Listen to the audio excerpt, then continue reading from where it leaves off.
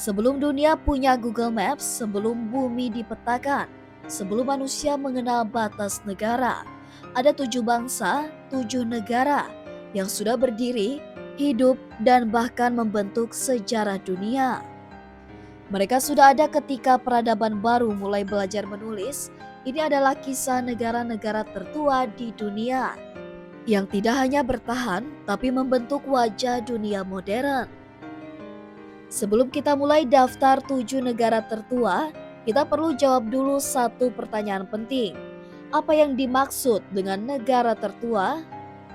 Bukan sekadar tahun kemerdekaan, bukan juga umur konstitusi, tapi lebih dari itu, kontinuitas sejarah, budaya, dan identitas yang bertahan ribuan tahun.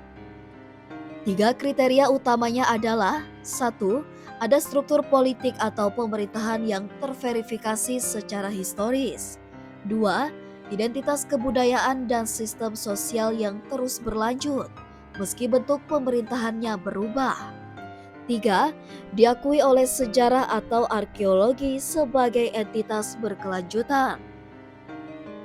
Mesir lahir sekitar 3100 sebelum Masehi saat Firaun Narmer menyatukan Mesir Hulu dan Hilir.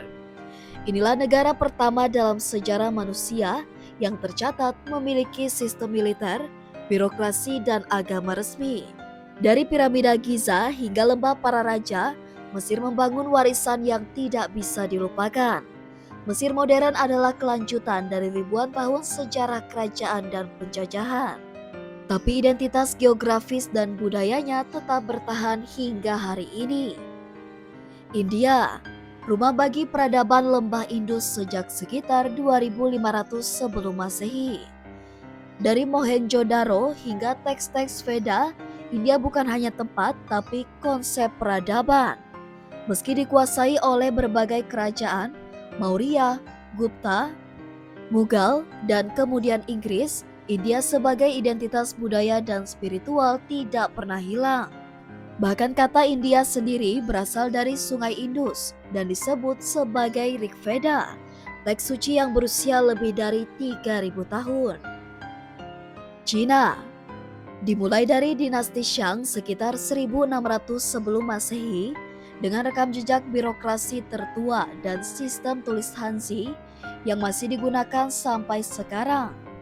Konsep Zhongguo atau negara tengah sudah muncul ribuan tahun lalu dan menjadi inti filosofi politik mereka hingga kini.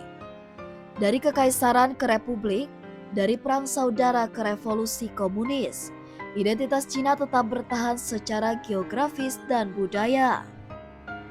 Iran, dulunya dikenal sebagai Persia, didirikan oleh Cyrus Agung sekitar tahun 550 sebelum Masehi. Kekaisaran Persia adalah imperium pertama yang mencakup 3 benua, Asia, Afrika, dan Eropa. Meskipun dikuasai oleh Yunani, Arab, dan Mongol, identitas Persia tidak pernah punah. Bahkan nama Iran berasal dari kata kuno Aryanam, tanah orang Arya. Yunani, tempat kelahiran demokrasi, filsafat, dan sains barat. Dari Athena, Sparta, hingga Makedonia, budaya Yunani berkembang sejak abad ke-8 sebelum Masehi. Walau sempat dikuasai Romawi dan Kesultanan Otonom, bahasa dan budaya Yunani tetap hidup.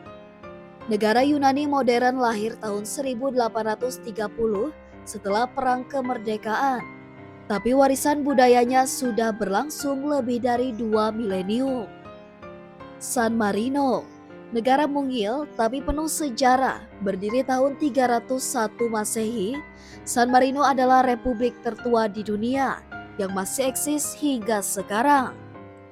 Didirikan oleh Santo Marinus, ia bertahan dari kekaisaran Romawi, Napoleon, hingga penyatuan Italia. Uniknya, kepala negara San Marino dipegang oleh 2 orang sekaligus, sistem yang sudah berjalan lebih dari 800 tahun. Jepang, menurut legenda, Kaisar Jimmu naik tahta pada 660 sebelum Masehi dan menjadi pemimpin pertama Jepang. Walau mengandung mitos, Jepang tetap satu-satunya negara yang memiliki garis keturunan kaisar yang tidak terputus hingga hari ini. Kaisar Naruhito saat ini adalah kaisar ke-126 dari garis langsung Kaisar Jimmu. Poin menarik lainnya, negara-negara ini sudah ada bahkan sebelum dunia punya peta. Peta paling awal, Imago Mundi dari Babilonia. Kurang lebih 600 sebelum Masehi, digambar di tanah liat disimpan di British Museum. Peta ilmiah pertama, peta Ptolemus, kurang lebih 150 Masehi, lengkap dengan sistem koordinat dan lintang bujur. Peta modern dimulai abad ke-15 hingga 16 dengan peta Mercator. Google Maps baru muncul pada 2005, lebih dari 4.000 tahun setelah Mesir berdiri. Negara-negara ini tidak hanya tua, mereka adalah pilar sejarah umat manusia.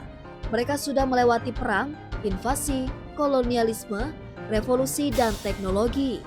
Tapi mereka tetap hidup, tetap berdiri. Mungkin mereka berubah untuk pemerintahan, tapi roh dan identitasnya tetap utuh. Di dunia yang berubah begitu cepat, mungkin kita bisa belajar sesuatu dari mereka.